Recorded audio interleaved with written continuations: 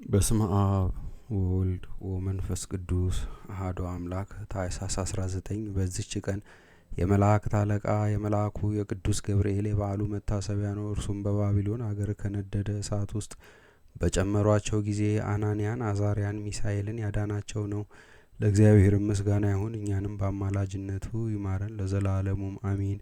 በዚህችም ቀን ከካህናት ወገን የሆነ የሀገረ ቡርልስ ኤጲስቆጶስ ቅዱስ አባት አባ ዮሐንስ አረፈ። የዚህም ቅዱስ ወላጆቹ የከበሩ ናቸው። እነርሱም ከገንዘባቸው ለድሆችና ለችግረኞች ይሰጡ ነበረ። ወላጆቹም ባረፉ ጊዜ የተውለትን ገንዘብ ወስዶ ቤተ ክርስቲያን ሰራ። ዳግመኛም የእንግዳ ቤት ሰራ። በውስጡም መጻተኞችንና በሽተኞችን ሰብስቦ የሚያገለግላቸው ሆነ። የሚሹትንም ሁሉ ያቀርብላቸዋል። በዚያም ወራት ወደ እርሱ አንድ መነኩሴ መጣ። የምንኩስናንም ስራ አመሰገነለት፣ ክብሩንም ገለጠለት። ያ መነኩሴም ከሄደ በኋላ ገንዘቡን ሁሉ ለድሆች ሰጥቶ አባ ዳንኤል ለአስቄጥስ ገዳም አበምኔት ሆኖ በነበረበት ወራት ወደ አስቄጥስ ሄዶ በአባ ዳንኤል ዘንድ መነኮሰ።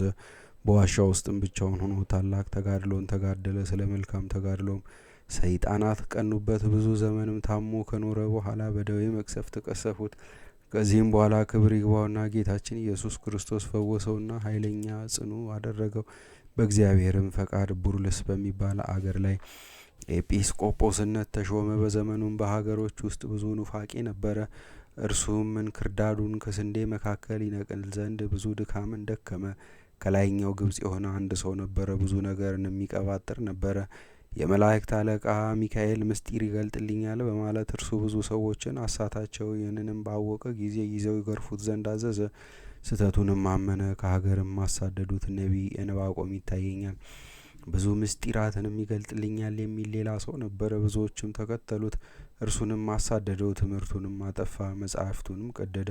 የሳቱትንም ወደ ቀናች ሃይማኖት መለሳቸው። ይህ አባ ዮሐንስም መስዋዕትን ለማሳረግ በሚቀድስ ጊዜ ፊቱ እሳት ይሆናል፣ ስጋውም ከእሳት ማንደጃ ውስጥ እንደወጣ ይሆናል። እንባውም እንደ ዝናብ ይዘንባል። የመላእክትን ሰራዊት በመሰዊያው ዙሪያ በግልጥ ያያቸዋልና።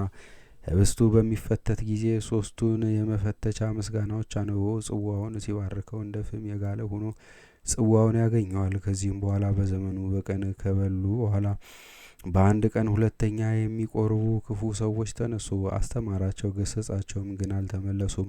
ዳግመኛም አወገዛቸው። ባልተመለሱም ጊዜ ስለ እሳቸው ጌታን ለመነው። እሳትም ከሰማይ ወርዶ አለቃቸውን አቃጠለው። የቀሩትም ይህን አይተው እጅግ ፈሩ። ተጸጽተውም ወደ ቀናች ሃይማኖት ተመለሱ። ከዚህም በኋላ ከዚህ ከኃላፊው ዓለም እግዚአብሔር ሊያሳርፈው በወደደ ጊዜ ቅዱሳን አባ እንጦንስና አባ መቃርስን ወደ እርሱ ላካቸው።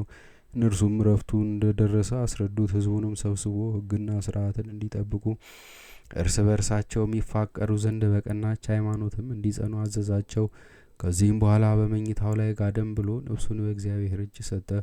ለእግዚአብሔር ምስጋና ይሁን፣ እኛንም በዚህ አባት ጸሎት ይማረን፣ በረከቱም ከእኛ ጋር ትኑር ለዘለዓለሙም አሜን።